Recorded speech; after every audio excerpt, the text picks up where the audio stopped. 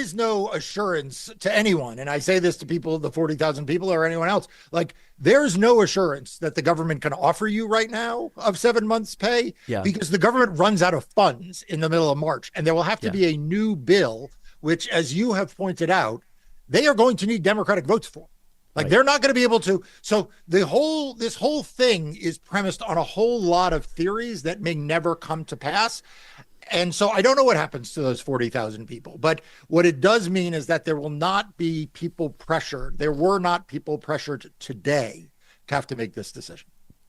Wouldn't Democrats in Congress have a vested interest in ensuring that none of the funding, when they eventually do cross over and help Republicans pass some sort of bill, because they're going to need Democratic votes again to be able to do that, to make sure that there is no vehicle for Republicans to be able to offer these buyouts, knowing full well that these buyouts are basically just Trump's way to enact Schedule F within Project 2025 to hollow out the federal workforce so that those people can be replaced by Trump loyalists. Yeah, it's a very interesting tactical decision that the White House has made here. Now, of course, sometimes I think we think they're playing chess when they're sort of playing tic-tac-toe Yeah.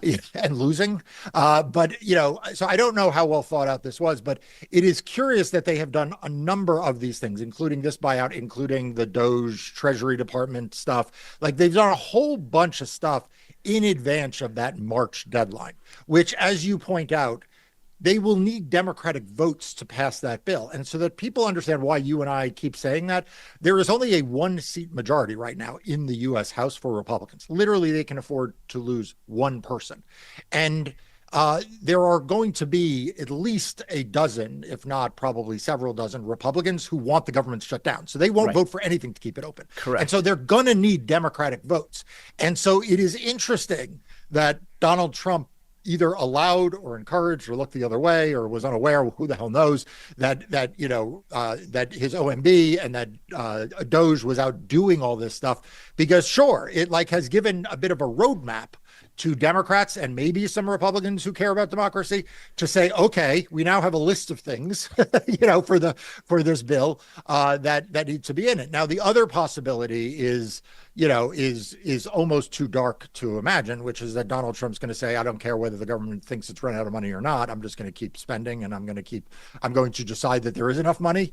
Maybe the people with access to the databases will just add a zero here or there. Right. Right. I don't know what, but that Yeah. will be a whole other level of constitutional crisis.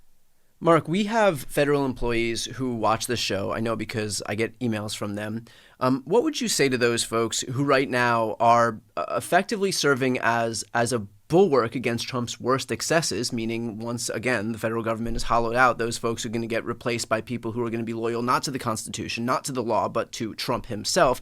And so what do you say to those people whose presence is required in the government to keep it functioning as a nonpartisan entity, but who at the same time, I mean, look, you and I have the luxury of not having to work in hostile working environments where we're going to be monitored by bosses who want nothing more than to make sure that we're bending the knee to some avowed autocrat. So what do you say to those folks, knowing full well the difficult position that they're being put in?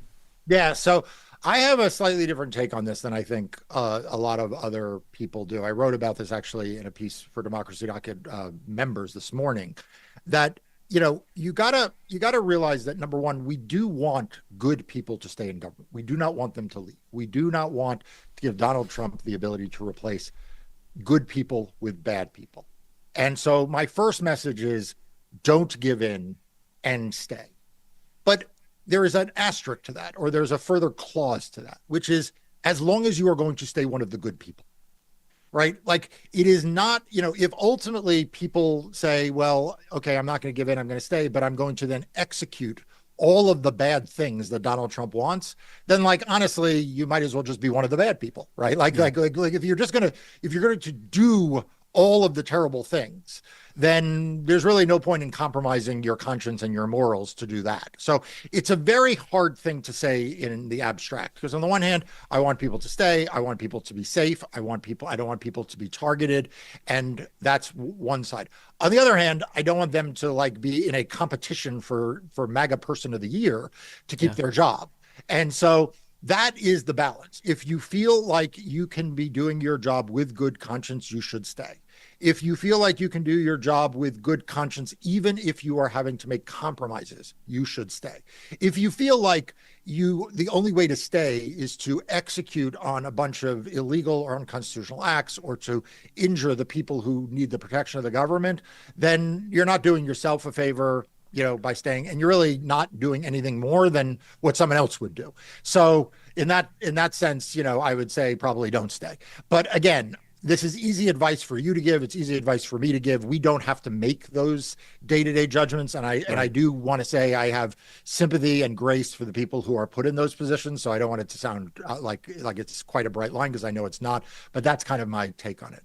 Well, I know that there are also class action lawsuits for folks who are being wrongly terminated. And, insofar as I can offer any unsolicited advice, I know that those are happening, and would highly recommend that for people who are career civil servants who have these protections to go and be a part of these class action lawsuits and fight back against Trump's efforts to, again, enact Schedule F, to remake the government in the mold of just an extension of his White House. There are avenues to do that. We're seeing that right now with these FBI agents who are banding together and getting these cases in the courts right now. And the courts, as we know, are serving as a pretty effective bulwark against Trump's worst excesses right now. That's something that you've been speaking about quite a bit, Mark, on Democracy Docket. Highly recommend for anybody watching right now to support Mark and his team and their invaluable work. Please make sure to sign up for Democracy Docket. I'll put the link right here up on the screen and also in the post description of this video.